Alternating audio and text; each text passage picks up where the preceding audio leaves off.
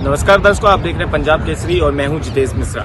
26 जनवरी को लगातार जिस दिन का काफी देरी से उत्साह था और राजधानी दिल्ली की सौंदर्य जिस चीज से सबसे ज्यादा देखने को मिलती है वो ये जगह है यमुना जी के किनारे। उन तमाम चीजों की आपको पेशकश देखने को मिल जाएगी, जहां पे राजधानी दिल्ली में भारतीय जनता पार्टी की सरकार आने के बाद से यमुना क्लीन मिशन लगातार चलाया जा रहा है। उसी के तहत जो है यमुना जी पर कभी आरती तो कभी तमाम ऐसे कल्चरल प्रोग्राम्स करके लोगों को यमुना की तरफ जागरूक करने की कोशिश जो है लगातार की जाती है। पर 26 जनवरी वो दिन जिस दिन राजधानी दिल्ली के अंदर जब तमाम परेड्स, तमाम झांकियां निकलती हैं, उसी दिन यमुना जी की चर्चा के दौरान प्रधानमंत्री नरेंद्र मोदी जी ने यमुना जी के लिए एक सौगात पेश की और सौगात के तहत जो है 8 करोड़ की एक ऐसी मशीन को सामने लाया जो कि यमुना के अंदर से जो बताया जा रहा है 8 फुट गहरे पानी के अंदर से कीचड़, काई और कूड़ा जो है वो तक निकाल सकती है। फिलहाल ये मशीन के बारे में अगर हम आपको बताएं तो ये मशीन फिनलैंड से भारत मंगाई गई है और पहले इस मशीन को दो मशीन मंगाई गई थी, जिसके बाद से जो है लगातार यमुना में प्रदूषण का स्तर जो है काफी कम देखने को मिला था। फिलहाल जो ये मशीन अगर आप मेरे पीछे देखेंगे तो अपने काम पर लगातार जारी है और काफी लंबे समय से जो है ये मशीन यमुना के किनारे लगी हुई है और काफी सही तरीके से जो है यमुना जी में काम करते हुए नजर आ रही है। आपको बता दें कि ये वही सौगात है राजधानी दिल्ली के लिए जिसको लेकर राजधानी दिल्ली में यमुना क्लीन मिशन और उन तमाम यमुना जी की सफाई के लिए काम किया जाने वाला है। जहां एक तरफ डीडीए की परियोजना भी सामने आई थी, जहां यमुना किनारे उन तमाम पार्कों और तमाम जगहों के सौंदर्यकरण के लिए इनको पार्क के तौर पर म्यूजिकल एक्टिविटीज और तमाम चीजों के लिए दिल्ली सरकार ने उन तमाम फाइल्स को अप्रूव किया था। पर वहीं अब दूसरी ओर फिनलैंड से 8 करोड़ की जो मशीन मंगाई गई है उसकी सफाई का अभी भी काम चल रहा है। पर कहीं ना कहीं जब सरकार काम करती है तो सरकार के साथ साथ में एक आम जनता का एक बहुत बड़ा सहयोग जरूरी होता है उन तमाम जगह को, उन तमाम अपने देश को सौंदर्य बनाने का, अपने देश को खूबसूरत बनाने का, पर जिससे लोग जिसमें अभी भी कमी नजर आ रही है। जहां पंजाब केसरी के माध्यम से हमने आपको लगातार दिखाया कि यमुना किनारे किस तरह से जहां एक तरफ सरकार काम कर रही है पर दूसरी ओर वहीं अगर आप मेरे पीछे वो ITO का पुल देखेंगे तो उन तमाम जगहों पर तमाम ऐसे खांचे बनाए गए हैं जहां पर साफ तौर से लिखा गया है कि यहाँ पे कूड़ा फेंकना मना है, पर फिर भी लोग वहाँ पे कूड़ा डाल के जाया करते हैं। फिर भी यहाँ पे अगर आप अभी भी देखेंगे जहाँ मशीन तो लगी हुई है पर एक तरफ गंदगी भी देखने को मिलती है। पर इसी बीच हमारे साथ ज्यादा जानकारी के लिए मौजूद हैं दिल्ली का दीपक और इनसे जानेंगे कि जो मशीन इस वक्त चल रही हैं, जो इस मशीन की काफी तारीफें देखने को मिल रही हैं, पर दूसरी ओर विपक्ष जो है इन मशीन पर तंज कसता हुआ भी नजर आया है। और वहीं इन तमाम जो दिल्ली की जनता है उनका क्या कर्तव्य और किस तरह से वो अपना दायित्व निभा रहे हैं, इस पर बात करेंगे। क्या कहेंगे दीपक इन तमाम? देखिए सर, बहुत बहुत धन्यवाद पंजाब केसरी का। इससे पहले भी मैंने कई बार रिव्यू दिया है। आप पहले इधर एक बार मशीन दिखा देंगे तो ये 2 मशीन जो है ना ये काफी नहीं है, मगर पिछली सरकारों की तुलना में कहते हैं something is better than nothing. कहते हैं कुछ ना पाने से कुछ पाना बेहतर है। अरे कम से कम रेखा गुप्ता की सरकार ने ये ITO के क्षेत्र में 2 मशीनें तो चलाई, मगर मेरी आंखें तरस गई थी। पिछली बार जब आप यहाँ पर आते हैं तो इस जगह से लेकर उस कोने तक ना यहाँ पर केवल दलदल और ये यमुना नाला रूपी थी।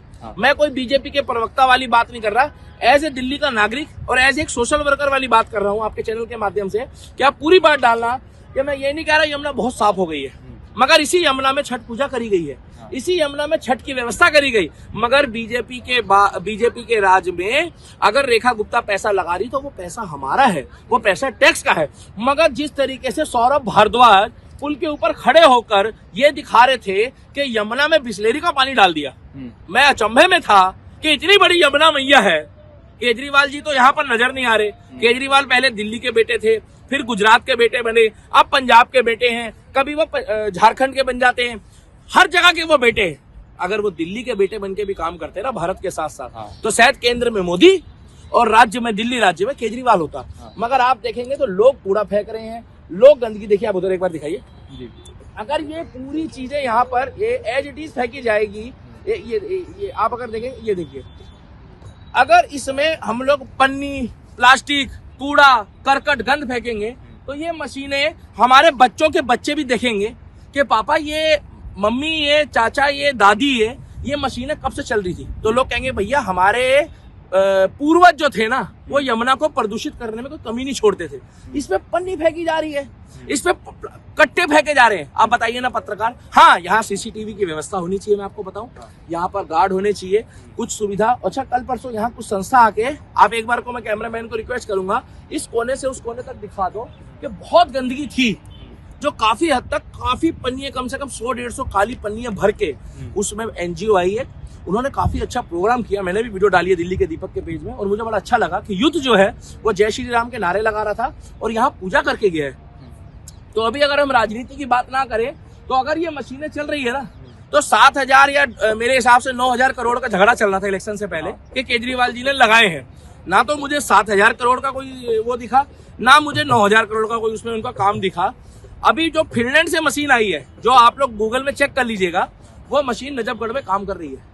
वो पानी को रिसाइकलिंग कर रही है, कूड़ा हटा रही है, और वो पैसा परवेश वर्मा जी अपने घर से नहीं लगा रहे, कपिल मिश्रा जी, हमारे टैक्स का है।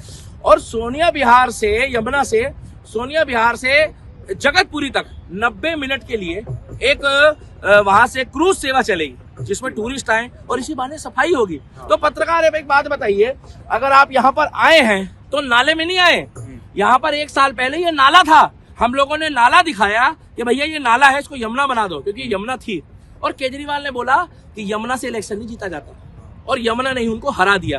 तो इसीलिए मैं रिक्वेस्ट करूंगा हाथ जोड़ के दिल्ली वासियों को, पंजाब केसरी के माध्यम से, कि प्लीज आप लोग ये वीडियो टैग करिएगा दिल्ली की जनता को, कृपया यहाँ कूड़ा, करकट, पन्नी मत फेंके। पीछे डस्टबिन लगी है, तमाम डस्टबिन लगी, 2 इधर लगी है, 2 उधर लगी है, 4-5 पीछे लगी है। अगर आपको कुछ ऐसी चीज दिख रही है तो आप उसमें फेंकिए। हाँ, कुछ मिट्टी है या कोई पौधा है या फूल है, वो उसमें डालेंगे तो आप वो हो जाएगा, मगर पन्नी जो है वो ना डालें। और यमुना को, यमुना मैया की दृष्टि से देखिए, ये हमारा भविष्य है।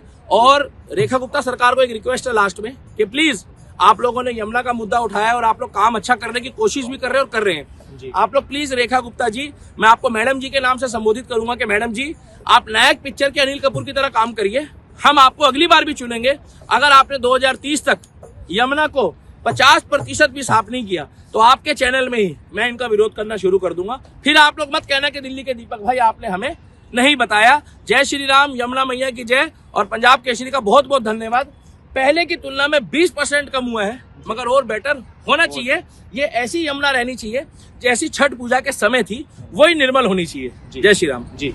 तो ये हमारे साथ दिल्ली के दीपक थे। सोशल मीडिया पर काफ़ी बड़ी इनकी फैन फॉलोइंग है, और जिस तरह से इन्होंने दिल्ली की जनता से भी अपील किया कि खास तौर से दिल्ली की जनता ध्यान दे कि यमुना जी के अंदर में किसी तरह का प्लास्टिक, कूड़ा करकट ना डाले। बहरहाल, इस पूरे मुद्दे पर आप क्या सोचते हैं कमेंट में लिखिए, और ऐसी तमाम अपडेट्स के लिए देखते रहिए punjabkesari.com दिल्ली। धन्यवाद।